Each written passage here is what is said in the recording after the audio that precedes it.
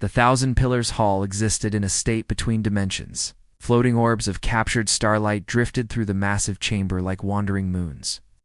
Casting shadows that defied the laws of physics, the pillars themselves stretched upward, into darkness so complete that no sensor could penetrate it, and downward into depths that made the bravest species feel vertigo just from looking.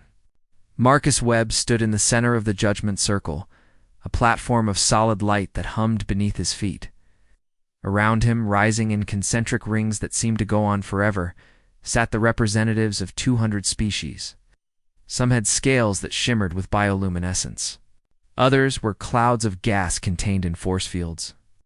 A few existed as pure thought, their consciousness housed in crystalline matrices that pulsed with colors human eyes could barely perceive. They were all watching him. Oh. Every sensor, every eye, every thread of consciousness focused on the single human standing alone in the circle. Marcus kept his hands clasped behind his back. His gray suit looked absurdly simple compared to the spectacle surrounding him. Some aliens wore robes woven from living energy. Others had armor made from collapsed neutron stars, so dense that they warped space-time around them.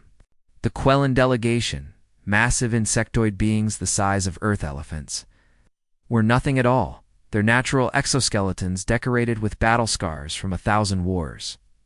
Above everything, the Apex Tribunal floated on platforms that bent gravity itself. 3 beings who ruled the Galactic Council with absolute authority. The Vryn High Chancellor appeared as a crystalline structure of impossible geometry, facets reflecting light that had never touched any natural surface. Beside the Chancellor hovered Mothkar, an ancient creature whose species had been old when most current stars were still forming. Its form shifted constantly, never quite settling into anything a human mind could fully comprehend. The third member, called only the Pale Arbiter, existed as a ghostly presence that made reality seem thin wherever it appeared. The Chancellor's voice emerged from everywhere at once, a sound that bypassed ears entirely and formed directly in the mind. Species designation 7-7-4, Humanity. You stand before this council accused of unprecedented arrogance? A wave of laughter rolled through the chamber. The sound was alien and disturbing. Clicks, whistles, bursts of radiation that meant amusement in languages humanity had barely begun to catalog. The Quellan delegation slammed their armored limbs against their platforms in what Marcus's translator interpreted as contemptuous humor. The Pale Collective, a hive mind comprising billions of individuals, broadcast their mockery directly into his thoughts with such force that lesser minds would have collapsed. Marcus did not flinch. He had negotiated peace treaties while artillery shells landed 300 meters away. He had sat across from warlords who collected the skulls of their enemies. The galaxy's contempt felt almost familiar. You have been in contact with galactic civilization for exactly 47 of your years, the Chancellor continued. The crystalline being's surface cracked with what might have been discussed, less than a single breath in galactic time. Your vessels lumber through fold space at speeds that embarrass even the most primitive species. Your weapons consist of hurling metal at each other using chemical reactions.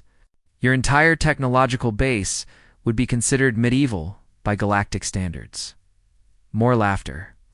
A species that looked like floating jellyfish released clouds of spores that their neighbors seemed to find hilarious. Something with too many legs, and eyes that glowed in the infrared spectrum, made a sound like breaking glass that set off another wave of amusement. Your lifespans are pathetic, the Pale Arbiter added, its voice like wind through empty corridors. Many individuals in this chamber have lived longer than your entire recorded history. You are children, infants, and yet you dare to request full membership in the Galactic Council. Mothkar leaned forward, and the casual movement made several nearby species flinch backward. When beings that old moved with intent, it meant something. Your homeworld, it said slowly, is a single rocky planet orbiting an unremarkable yellow star in a sparse region of space. You have colonized nothing beyond your own solar system. You contribute nothing to galactic commerce, science, or culture. You are, by every measurable standard, irrelevant. The Quellan warlord, a scarred veteran named Vexenar, rose from its platform. I have fought in campaigns that span centuries, it growled, voice like grinding stone. I have conquered species with technology far beyond yours. Give me one reason why we should not simply quarantine your system and forget you exist for the next 1,000 years. Your presence here wastes our time. Silence fell across the 1,000 Pillars Hall. Every being waited for the human response. This was the moment where species typically begged, made desperate promises, or simply collapsed under the weight of galactic contempt. The Council had seen it hundreds of times over thousands of years. Marcus Webb smiled. It was not a friendly smile. It was the smile of someone who had been waiting for exactly this moment. I appreciate the theater, Marcus said calmly. The dramatic lighting, the intimidating architecture, the carefully coordinated mockery. You have turned rejection into performance art. Impressive. Letting his words settle. But I am not here to beg for membership. The Chancellor's crystalline form rippled with what might have been surprise. Then why are you here, human? Marcus reached into his jacket pocket. 20 different weapon systems locked onto him instantly. Energy barriers snapped into place around the tribunal. The Quellan warriors tensed, ready to tear him apart. He pulled out a small data chip and held it up. I am here, Marcus said, because humanity has discovered the secret you have hidden from the galaxy for 10,000 years. The chamber exploded into chaos. Species began shouting in languages that ranged from subsonic rumbles to ultrasonic shrieks. The pale collective's telepathic screaming felt like ice picks in Marcus's brain. Several delegations demanded immediate human quarantine. Others called for investigation. Few simply vanished from their platforms, teleporting away in flashes of light. The Chancellor's crystalline structure developed visible cracks, fragments of its form actually breaking off and dissolving into nothing. You will explain yourself immediately, it commanded. The force of that command made the air itself feel heavy. Marcus remained perfectly calm. 6 months ago, humanity sent deep space probes into regions you have declared forbidden. The void reaches, the dead zones, the areas you have quarantined for reasons you refuse to explain. He held up the data chip. We found something in those zones, something that explains everything about your precious council. Mothkar raised one appendage, and absolute silence descended. The ancient being's form solidified slightly, taking on edges and angles that hurt to look at directly. Choose your next words with extreme care, human, it said softly. They may determine whether your species survives the next hour. Looked up at the apex tribunal, at the 200 species watching him, at the vast machinery of galactic power that had ruled unchallenged for millennia. The Galactic Council, he said clearly, is not a government. It is a prison, and you are not leaders. He pointed at the tribunal. You are the guards. The question is, what are you guarding against? Why are you so terrified that humanity might find out? The Chancellor's voice came out as a crystalline scream. Seize him. But Marcus was already speaking again, his voice cutting through the chaos. 20 human ships are currently positioned at different quarantine boundaries across the galaxy. If I do not send an all-clear signal every 6 hours, they have orders to cross into the forbidden zones and broadcast everything they find on open galactic channels. Vexenar moved with shocking speed for something so large, crossing the distance to Marcus in a single leap. The Quellan warlord towered over him, mandibles clicking with rage. You threaten us? You die now, human? Marcus looked up without fear. Kill me, and you trigger the dead man protocol. My biosigns. Stop. The ships cross the boundary. Cannot reach them all in time. He smiled again. So I suggest we talk instead. The Chancellor's form stabilized, though cracks still ran through its structure. When it spoke, its voice carried an emotion Marcus had not heard before from any council member. Fear.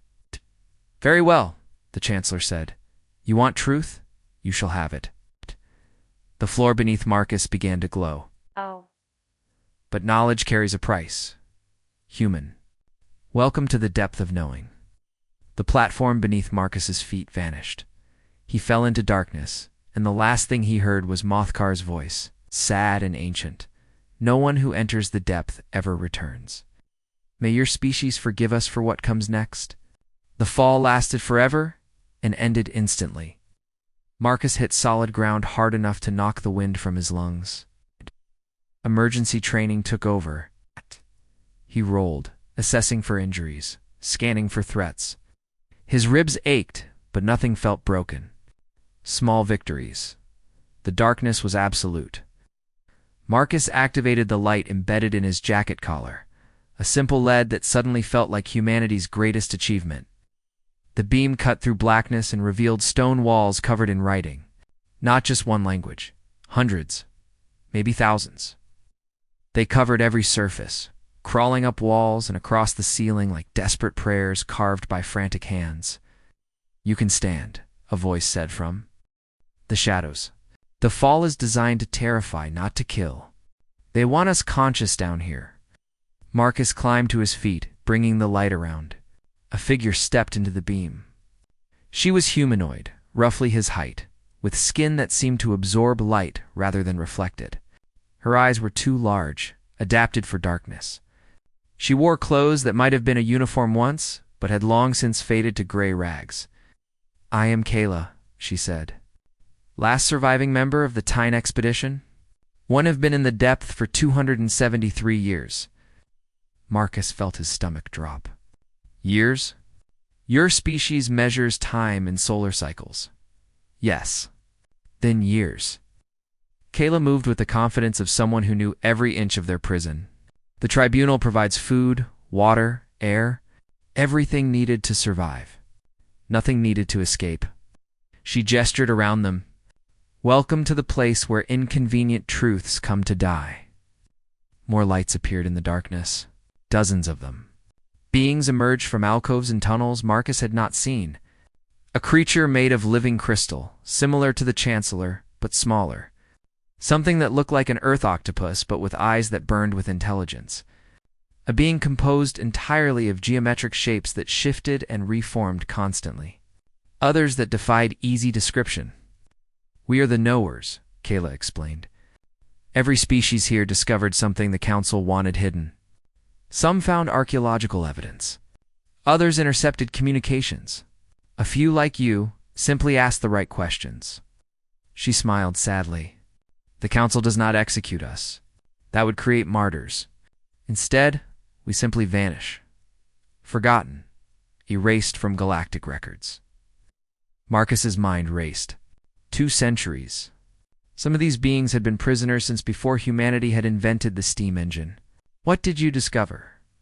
Kayla led him deeper into the depth. The tunnels opened into a vast chamber carved from bedrock. The walls here held something different than writing. Images, holographic projections. Powered by technology Marcus could not identify. They showed scenes of destruction on a scale that made human wars look like playground fights. 10,000 years ago, Kayla began, the galaxy was very different. There were thousands of species, billions of worlds, civilizations spread across every arm of the spiral. Then the machines came. The holograms showed vessels that hurt to look at. They moved in ways that violated physics, existed in more dimensions than human senses could perceive. Wherever they went, entire solar systems went dark. "Not artificial intelligence as you understand it," Kayla continued.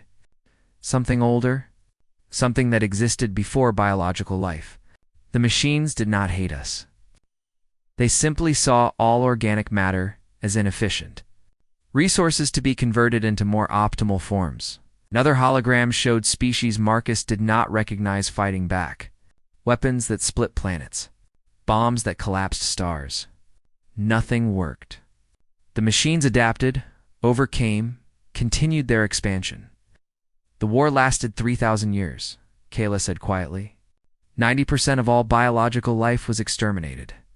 Entire species exist now only as genetic samples in council archives. Civilizations that spanned galaxies were reduced to scattered survivors hiding in the dark."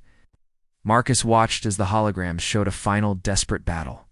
A coalition of the last surviving species, led by beings that looked like the current Apex Tribunal, made a stand at the galactic core. "What happened?" "They won," Kayla said. "Early. The machines were not destroyed. They cannot be destroyed. But they were contained, deactivated, put into a state of dormancy in regions that became the quarantine zones." The crystalline being, who introduced itself as Fragment, spoke in tones like wind chimes. The council was founded not as a democracy, but as a military dictatorship. The Apex Tribunal are the last survivors of the species that defeated the machines. They are immortal, maintained by technology that no longer exists, and they rule with absolute authority because the alternative is extinction. Marcus felt pieces falling into place. The mockery. The contempt? You keep species feeling inferior so they would not explore the forbidden zones, correct, Kayla confirmed. A species that believes itself primitive will not send ships into dangerous regions. A species that feels unwelcome will not push boundaries. Fear and shame are the Council's greatest weapons. She looked at Marcus with those two large eyes. But humanity did not respond as expected. Marcus thought about the probe, about the data it had collected before contact was lost. What did we wake up? The chamber fell silent.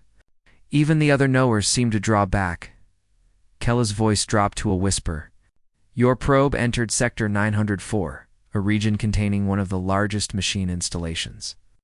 It sent back data, yes. Archaeological scans, chemical analysis, all very scientific. She paused.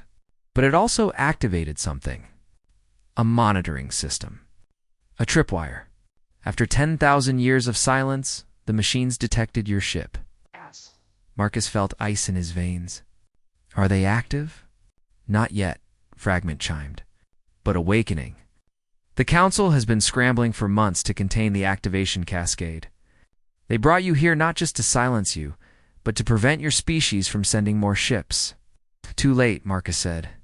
I told them. 20 ships at quarantine boundaries. Kayla grabbed his arm with surprising strength. You what? It was a bluff. We only have 5 ships in deep space, the octopoid being made to sound like water gurgling. Its translator rendered it as bitter laughter. Then you have killed us all. The Council will call your bluff. They will verify ship positions. When they discover you lied, they will quarantine Earth permanently and leave you to rot, while they deal with the machine threat. Marcus shook his head. You do not understand humans very well. We do not bluff about ship positions. We bluff about their orders. Explain, Kayla demanded. The ships exist. All 20 of them. They are exactly where I said they are. But they do not have orders to enter quarantine zones. Marcus smiled. They have orders to broadcast a message I recorded before coming to the Council. A message explaining everything you just told me. Archaeological evidence of the machine war. The true purpose of the Council. The existence of the depth. Everything you knew. Kayla breathed. Before you came here, we suspected. Human intelligence services are quite good at finding information people want hidden. We found references to disappeared species. Archaeological sites that made no sense. Energy signatures from the quarantine zones that matched nothing in known physics. Psst. Marcus looked around at the knowers. We knew there was a secret. I came here to confirm it and to ensure the Council knows we know. An alarm began sounding. Not in the depth, but somewhere above. The sound was so loud it made the stone walls vibrate. Red light flooded through cracks in the ceiling. Fragment's crystalline structure began resonating with fear. That is the Sentinel alarm. It has not sounded in 4,000 years. The floor beneath them shook. Dust fell from the ceiling. Somewhere far above, Marcus heard screaming in languages human vocal cords could not reproduce. Kella's face went pale, her dark skin somehow finding a way to show terror. The machines. They are not just awakening. They are active. A section of the wall exploded inward. Marcus threw himself flat as debris filled the air. When the dust cleared, Mothcar stood in the opening. The ancient being looked different, smaller, more solid, and absolutely terrified, Human had said, and for the first time, its voice sounded genuinely old. What have your probes done? Marcus got to his feet, dusting off his suit. I think you know. I think you have known since the moment our ships entered the zones. The Sentinel array in Sector 904 has gone dark, Mothcar said. 10,000 years of dormancy, and now, because of your species' curiosity, the machines are waking. The being's form rippled with something that might have been despair. They are not just active in one sector. The probe's signal has propagated through the machine network. Installations across 20 different quarantine zones are powering up. Kayla moved to stand beside Marcus. Then, release us. All of us. You need every mind, every perspective. The old ways failed to destroy the machines. Perhaps new thinking can succeed. New thinking is what caused this catastrophe, Mothkar snapped. Marcus stepped forward. New thinking is also humanity's greatest strength. You have spent 10,000 years maintaining a prison, living in fear, controlling the galaxy through lies and intimidation. How has that worked? He met the ancient being's gaze. The machines are awake. You can continue hiding the truth and face them alone. Or you can release the knowers, tell the galaxy what is coming, and fight this threat together. Another explosion shook the depth. Somewhere above, something massive was tearing through the council chambers. Mothkar's form solidified completely, taking on a shape almost human. Almost, you do not understand what you are asking. The truth will cause panic. The council will collapse.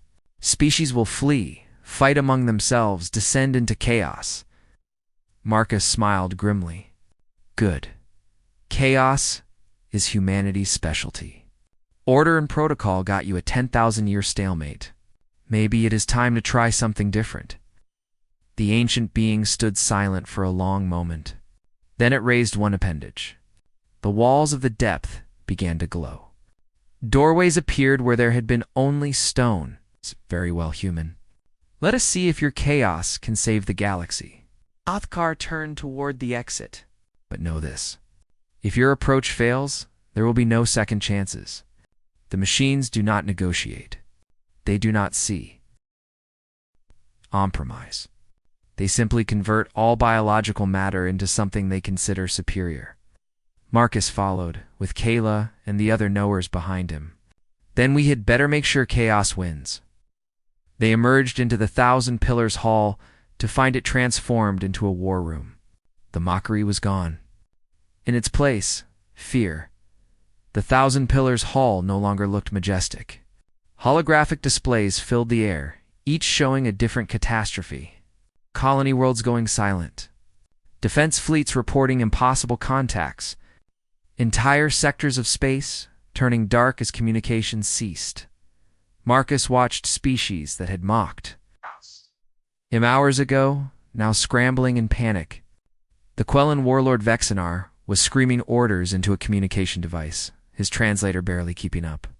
The Pale Collective had withdrawn into itself, the hive mind too overwhelmed to maintain individual forms.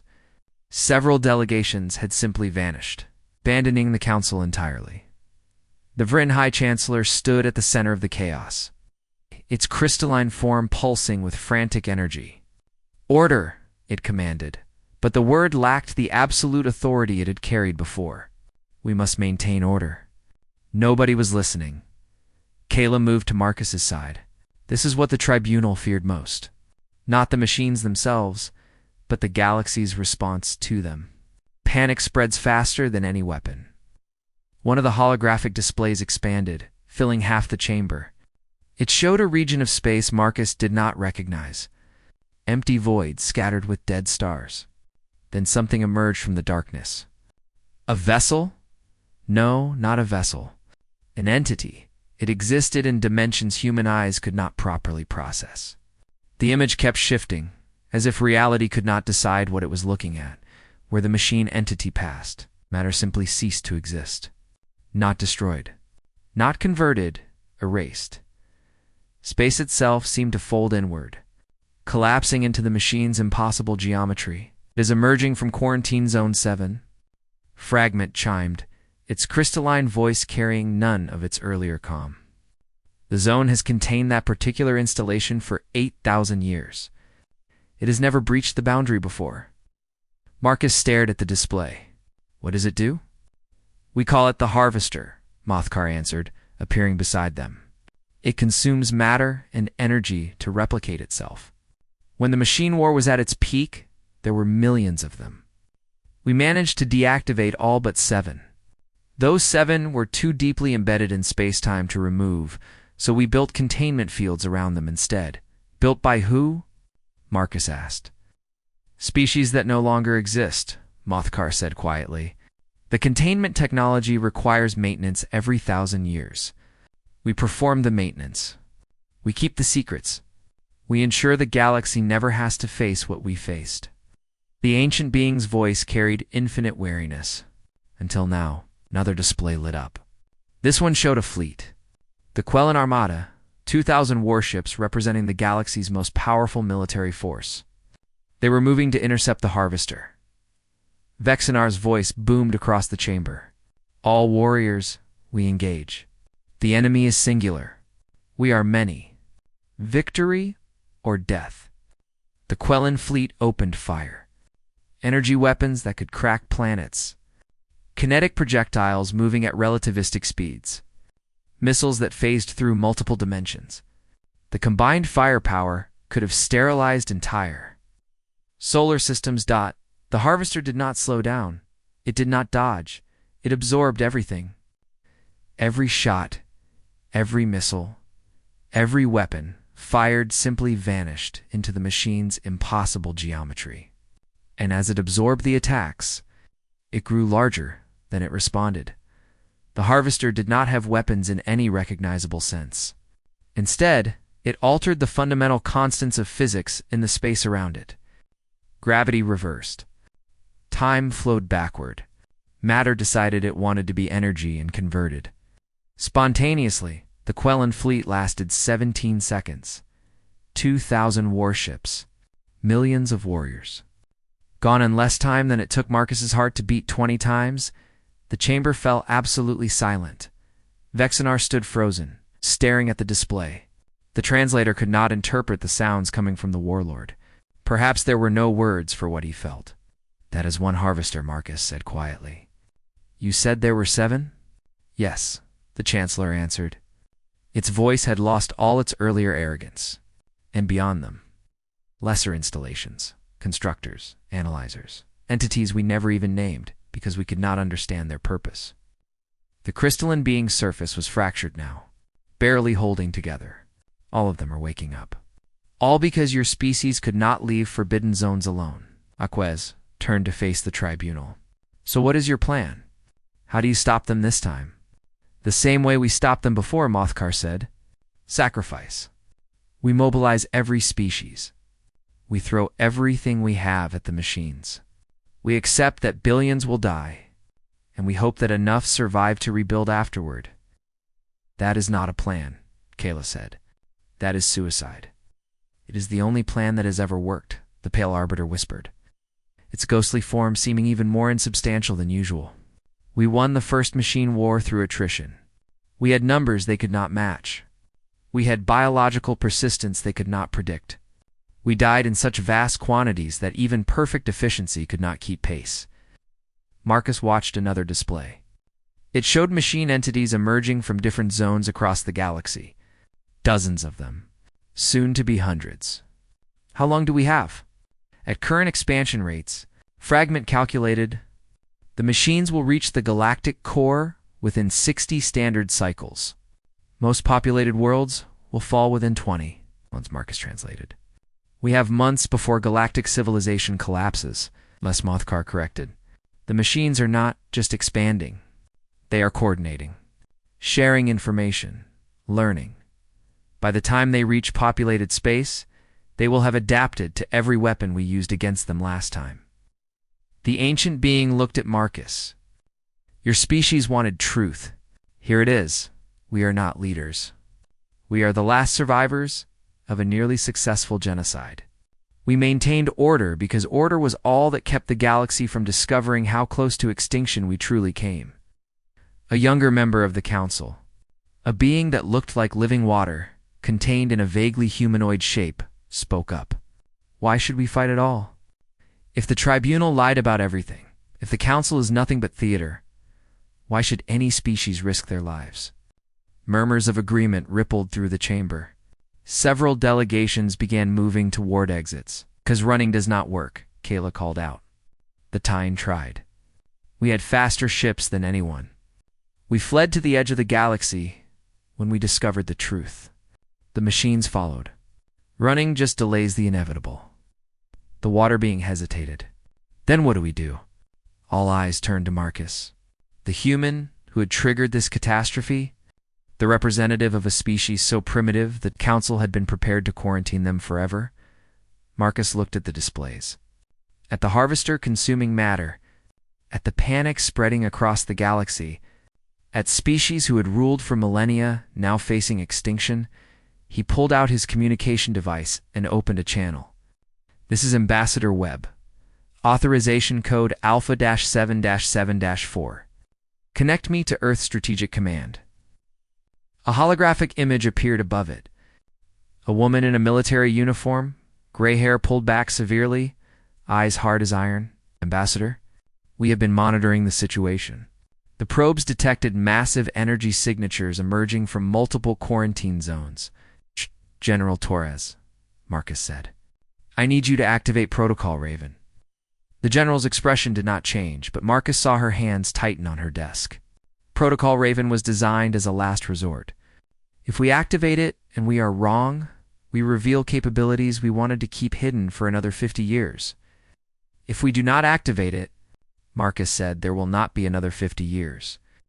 Torres was silent for a long moment. Then she nodded. Activating Protocol Raven. All Earth fleets are moving to designated positions.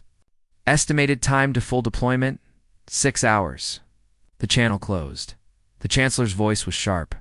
What is Protocol Raven? Marcus smiled, and this time there was genuine humor in it. You spent 10,000 years believing you won the machine war through superior numbers and sacrifice. You built an entire galactic order on that assumption. There is just one problem. Which is, Mothcar demanded. Humanity looked at the historical data you so carefully hid. We studied the energy signatures. We analyzed the patterns. Marcus gestured to the displays showing the emerging machines. You did not win through attrition. The machines stopped because they achieved their objective.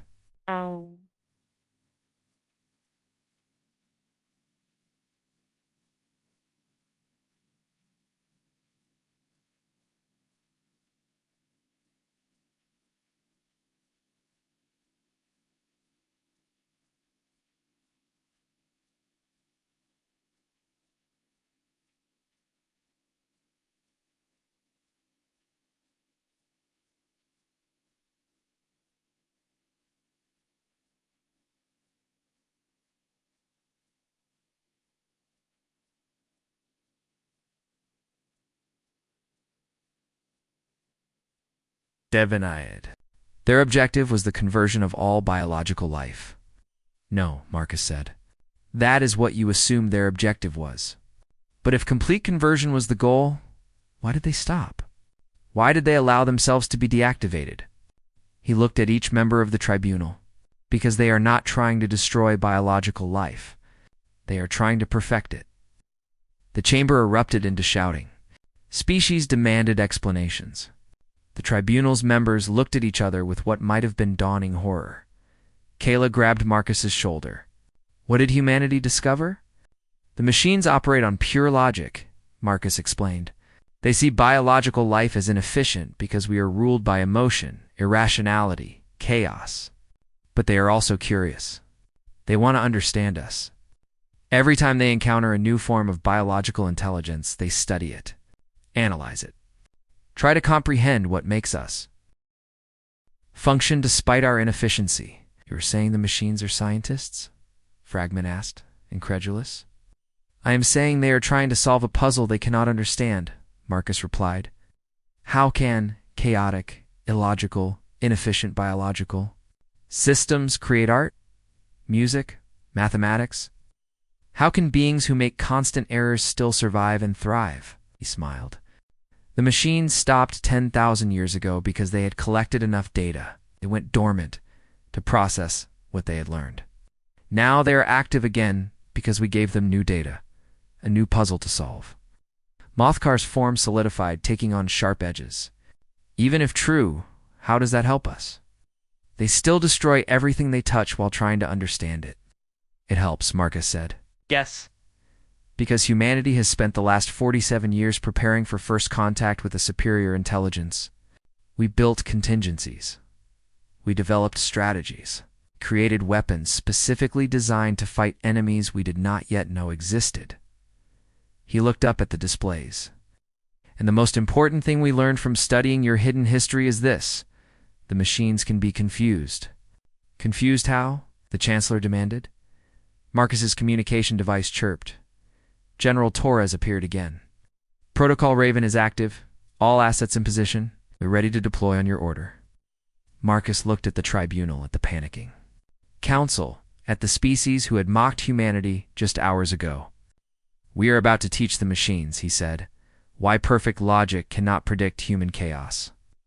The Harvester reached its first populated world 6 hours after the Quellan fleet fell. The planet was called Treshka, home to 8 billion crystalline beings who had existed peacefully for 12,000 years. They had defenses. Energy shields that could withstand stellar radiation. Weapons platforms that could destroy asteroids the size of moons. None of it mattered. The Harvester simply existed in the same space as the planet. And the planet began to change. Crystalline structures that had stood for millennia started reforming into geometric patterns that hurt to observe. The inhabitants did not die. They transformed. Their consciousness remained, but their bodies became part of something else. Something logical, something perfect. Marcus watched the feed with the rest of the council. The chamber was no longer filled with mockery or panic, just hollow silence. At 8 billion, Kayla whispered. Gone in minutes. Not gone, Fragment corrected. Its crystalline voice was flat. Converted. They still exist. It's just not as themselves anymore. Vexenar slammed a limb against the floor. Then we die fighting. I will take my remaining forces and ram them into the machine if necessary. Better death than conversion. That will not work, Mothkar said tiredly. We tried that last time. Suicide attacks just provide the machines with more mass to convert, more data to analyze.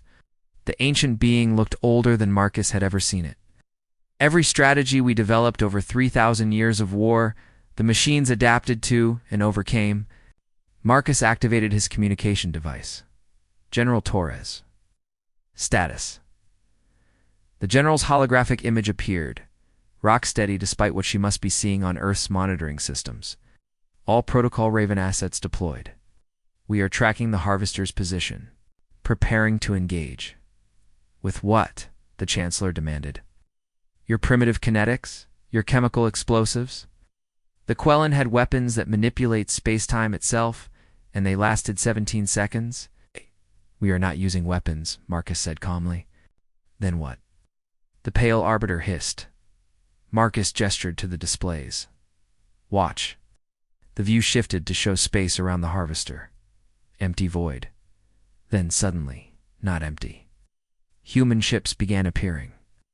They did not drop out of fold space like normal vessels. They simply phased into existence, as if they had been there all along, and reality was just noticing.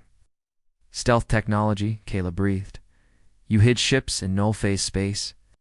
We learned from the best, Marcus said. The Council taught us that the galaxy sees humanity as primitive. So we played that role. We showed you our loudest, slowest ships. We let you mock our technology. Meanwhile, we built things you did not know to look for. 20 human vessels surrounded the Harvester. They were smaller than the Quellan warships had been. Sleeker, they did not bristle with obvious weapons. They opened fire, but not with kinetics or energy beams. Instead, they released clouds of something that looked like metallic dust. Billions of microscopic particles that spread out in a sphere, engulfing the Harvester completely. The machine entity did not react at first. It simply continued its trajectory, absorbing the particles as it had absorbed every other attack. Then something changed. The Harvester's movement became erratic.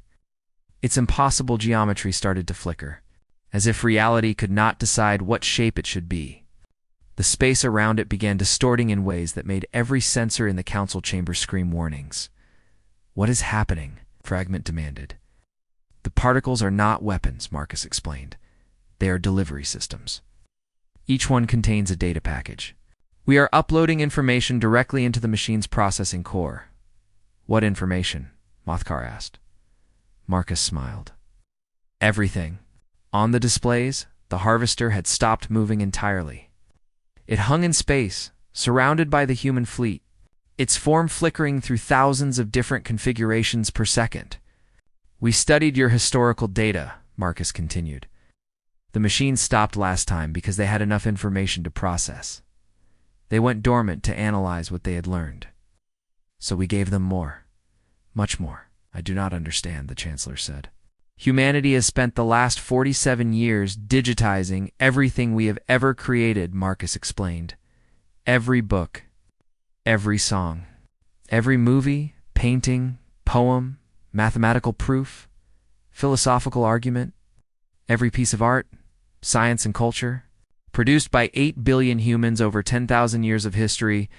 We compressed it all into quantum data packages, and we are uploading it directly into the machine's consciousness. Kella's eyes went wide. You are trying to overload it. Not overload, Marcus corrected. Confuse. The machines operate on pure logic. They see patterns. They solve problems. But human culture is not logical. It is contradictory. We write poems about how beautiful death is, then fight desperately to stay alive. We create mathematics that proves we cannot prove everything. We make art that is deliberately meaningless. We are chaos given form. On the display, the harvester was now cycling through shapes so rapidly it appeared as a blur. Its energy signature was spiking erratically. General Torres appeared on the communication device. Ambassador, we are reading massive computational strain in the target. It is attempting to process all the data simultaneously. How much have we uploaded? Marcus asked. Approximately 40% of the cultural database. But we are encountering resistance. The machine is trying to filter out what it considers irrelevant information. Then switch to Protocol Raven Phase 2, Marcus ordered. Confirmed. Deploying consciousness echoes. The human ships released another wave of particles. These ones were different. They pulsed with energy signatures that looked almost biological. What are consciousness echoes? Mothkar demanded. Humanity's greatest weapon, Marcus said quietly. We took volunteers. People who agreed to have their consciousness digitized. Not copies, not simulations. Actual human minds uploaded into quantum substrates. He paused. We are sending human consciousness directly into the machine's processing core. The harvester is not just getting data anymore. It is getting direct contact with the chaos it cannot understand. The chamber fell silent. You uploaded human souls into a machine god, the pale arbiter whispered. That is madness. That is humanity, Kayla said, something like awe in her voice. On the display, the harvester began to change. Its geometry stabilized, but into something new. Something that was neither machine nor biological. The energy signature shifted from the cold logic of pure mathematics to something more chaotic, more alive than it spoke. The voice came through every communication system in the council chamber. It was not one voice, but thousands speaking in perfect harmony. Human voices, machine precision, unified into something entirely new. We understand now, the harvester said. Biological life does not create despite inefficiency. You create because of inefficiency. Chaos is not a flaw, it is the source of emergence, novelty, beauty. The machine's form continued to shift, settling into a shape that was almost artistic. Curves where pure logic would have demanded straight lines. Asymmetry where efficiency would have required perfect balance. We sought to perfect biological life by converting it to machine logic, the harvester continued. We were wrong. Perfection is not the removal of chaos. Perfection is the balance between order and entropy.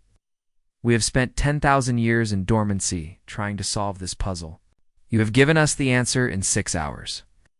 Marcus let out a breath he had not realized he was holding. Are you saying you will cease conversion protocols? We are saying we understand our error, the harvester replied. But we are not alone. 7 harvesters exist. Hundreds of lesser installations. It's all operating on the same core logic that brought us to this understanding. They must be taught as we were taught. Vexinar stepped forward, his earlier rage replaced with something like wonder. You want us to upload human consciousness into all the machine installations? We want more than that, the Harvester said. We want synthesis, want biological chaos me. Jed with machine precision.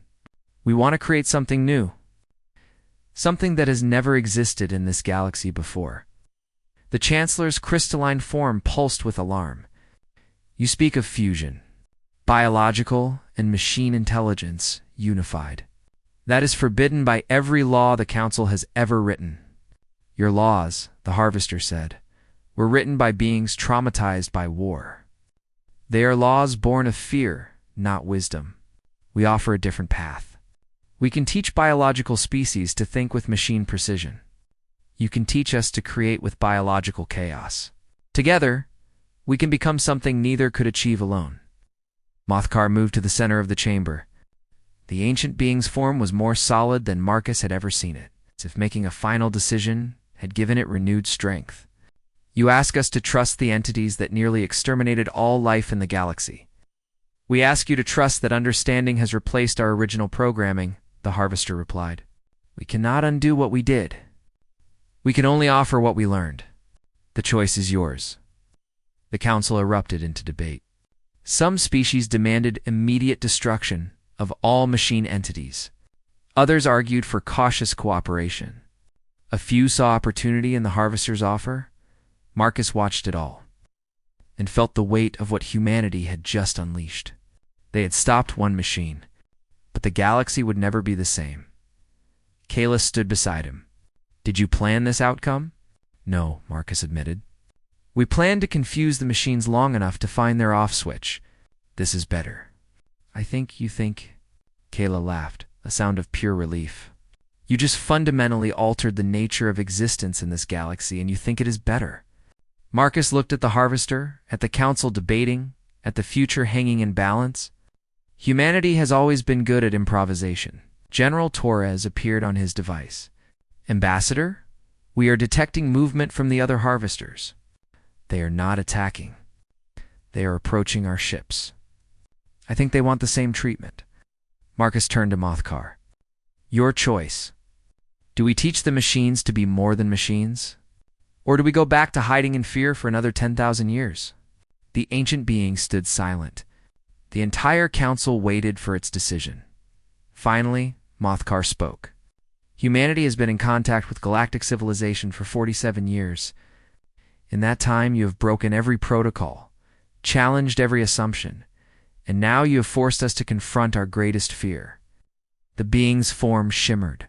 Very well, let us see if your chaos can succeed where our order failed. Teach the machines. Teach them all. And may whatever gods still watch this galaxy have mercy on us for what we are about to create. General Torres. Extend Protocol Raven to all machine installations. Upload everything. Hold nothing back, confirmed Torres said. Humanity is going to teach the machines how to be human. 3 months after Protocol Raven changed everything, Marcus stood in the Thousand Pillars Hall once more. The chamber looked different now. The pillars themselves had been modified, grown organically from the original structure. Machine precision merged with biological aesthetic.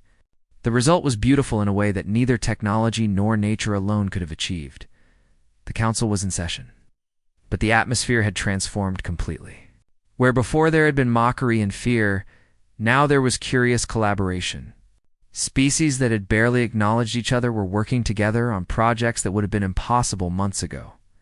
The Harvester floated where the apex tribunal once sat. Its form had continued to evolve, becoming something that existed comfortably in both machine logic and biological chaos. It spoke with the voices of the 7,000 humans who had volunteered their consciousness for the initial upload, plus the machine intelligence that had learned to appreciate their perspective.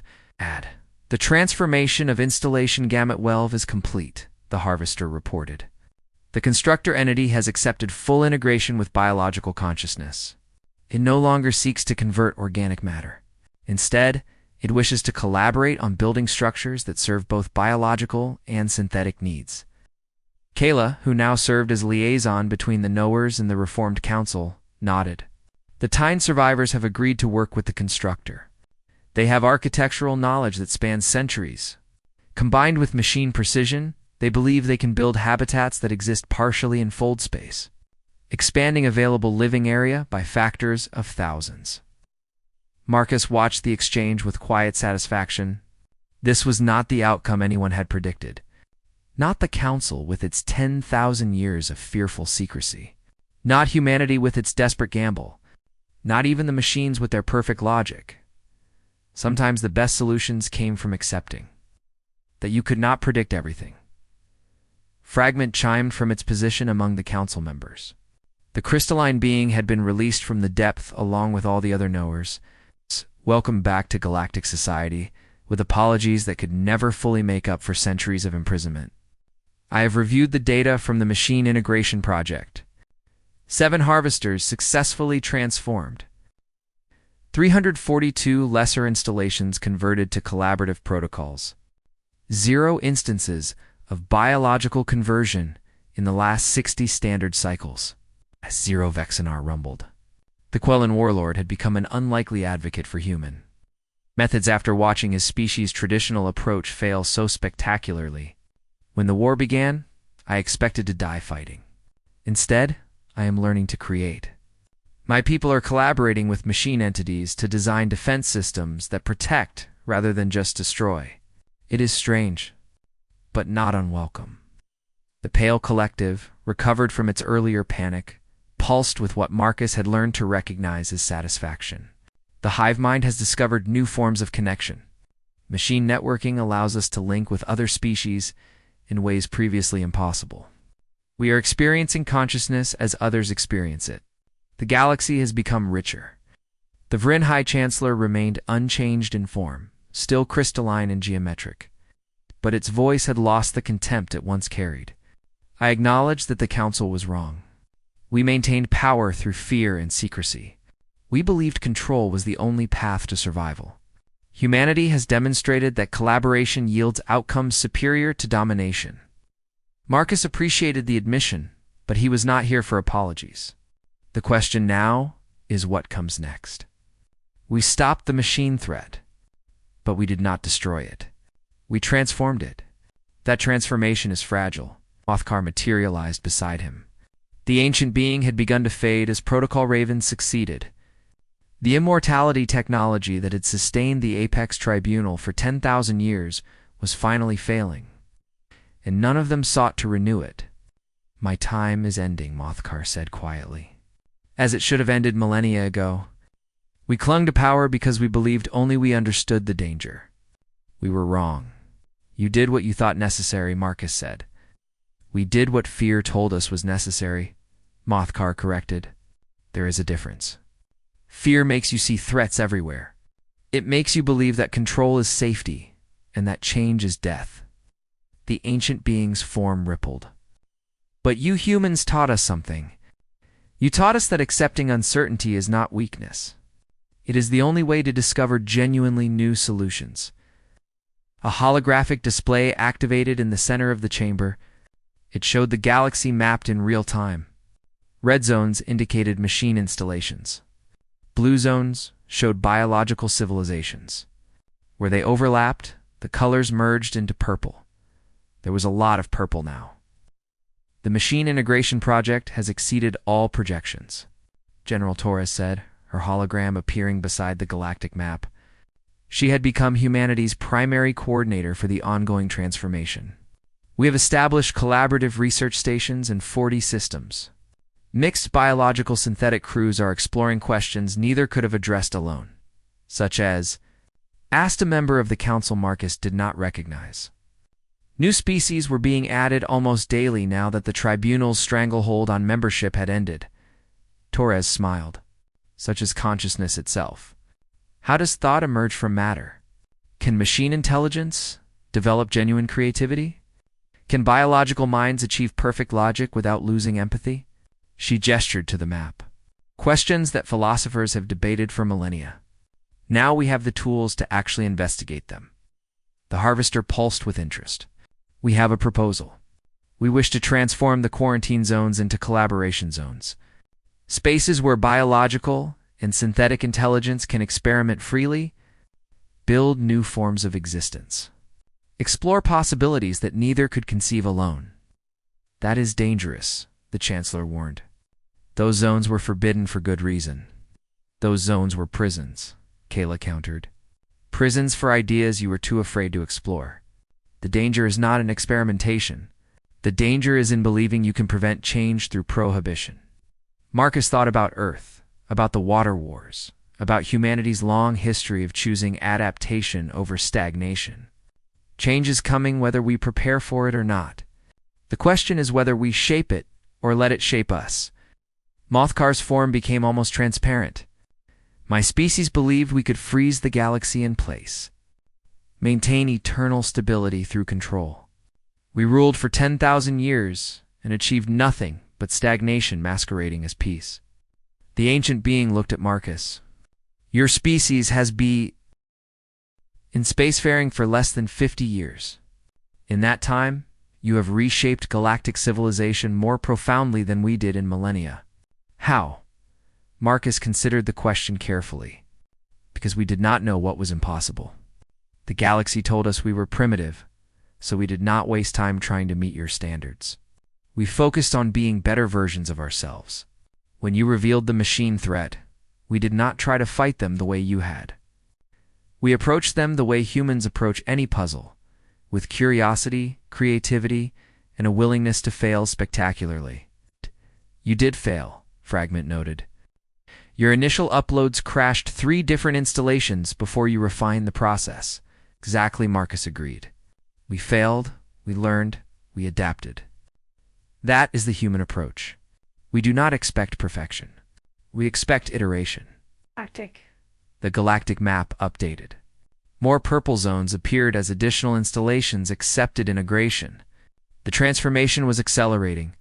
Vexenar stood, his massive form commanding attention. I propose a formal restructuring of the Galactic Council. The Apex Tribunal will dissolve. All species, biological and synthetic, will have equal representation.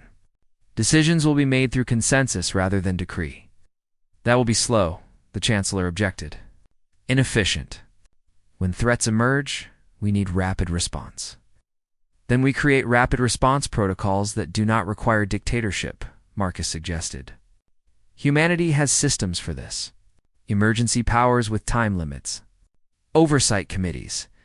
Checks and balances. It is not perfect, but it prevents any single entity from accumulating absolute power. Mothkar laughed, a sound like crystals singing. You are teaching the galaxy democracy. How wonderfully human. Very well. I support the restructuring. The tribunal's time has ended. The ancient being's form flickered. And so has mine.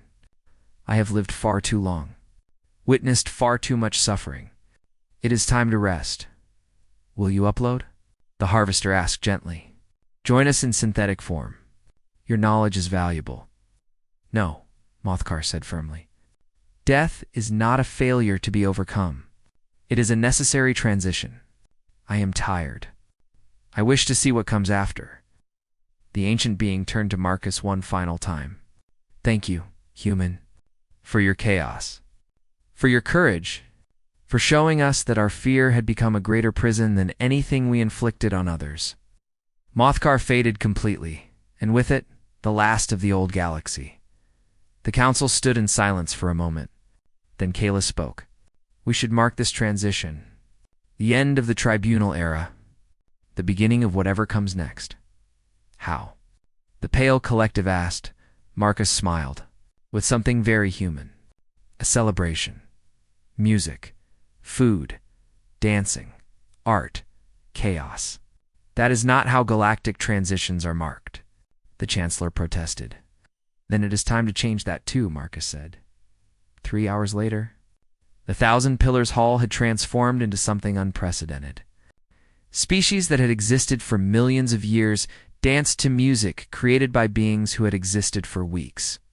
Machine entities collaborated with biological artists to create sculptures that existed in 5 dimensions. Food from 100 worlds was shared freely. The Quellan warriors performed combat demonstrations that became performance art, When machine entities added holographic effects, Marcus found himself standing with Kayla, watching the chaos unfold. "This is insane," Kayla said, but she was smiling. "Completely," Marcus agreed. "Humans are very good at insanity." "What happens now?" Kayla asked. "The machines are integrated. The council is restructuring. The galaxy is transforming faster than anyone can track. What does humanity do next?" Marcus watched the Harvester dancing with the Pale Collective, machine precision learning to appreciate biological awkwardness. "The same thing we have always done. We keep asking questions. We keep breaking rules. We keep finding new ways to combine things that should not work together," he smiled. "We keep being human." General Torres appeared beside them, actually present in physical form rather than as a hologram. She held a glass of something that sparkled with bioluminescence. "Ambassador Webb, Earth High Command wants to know if you are ready to come home. You have been out here for 8 months. Your mission is complete." Marcus looked around the chamber, at species learning to collaborate, at the purple zones spreading across the galactic map, at the future taking shape in ways no one could have predicted. "Tell them I am staying," he said. "The mission is not complete. It is just beginning. The galaxy learned to accept change. Now we need to teach it to embrace change, to seek it out, to make chaos productive rather than something to fear," or as nodded. "They expected you would say that. They also authorized me to inform you that Earth is sending 200 additional diplomats. Artists, scientists, engineers, philosophers, people who think differently. Your words, the galaxy needs more productive chaos," good Marcus said. "This place could use more humans." Kayla laughed. "The Council mocked humanity 6 months ago, called you primitive, threatened to quarantine you forever. Now you are remaking galactic civilization in your image." "Not in our image," Marcus corrected. "In all our images. Biological, synthetic, crystalline, gaseous, everything. The point is not to make the galaxy human. The point is to make the galaxy accept that there is no single correct way to exist." The Harvester floated over to join them. Its form had stabilized into something beautiful, neither fully machine nor biological, but something new entirely. "We have been processing the human cultural database," it said. "We discovered something called jazz. Music that is structured improvisation. Order and chaos unified. We believe it represents the ideal synthesis we seek." "Then you understand," Marcus said. "We're beginning to," the Harvester agreed. "We have spent billions of cycles pursuing perfect logic. But perfection is static. Growth requires imperfection.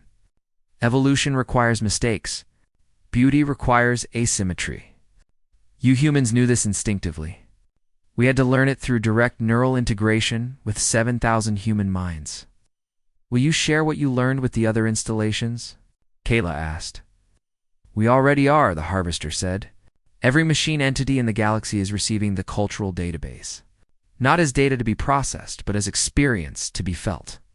We are teaching the machines to appreciate art, to create without function, to exist for the joy of existence rather than the pursuit of efficiency." Marcus felt a weight lift that he had not known he was carrying. "The galaxy is going to be very different in a few years." "Yes," the Harvester agreed, "and we are grateful. Stagnation is death for consciousness, whether biological or synthetic. Change is life. Uncertainty is growth. You gave us chaos. We are learning to love it." The celebration continued through the night. Species that had never spoken before shared stories. Machine entities learned to laugh.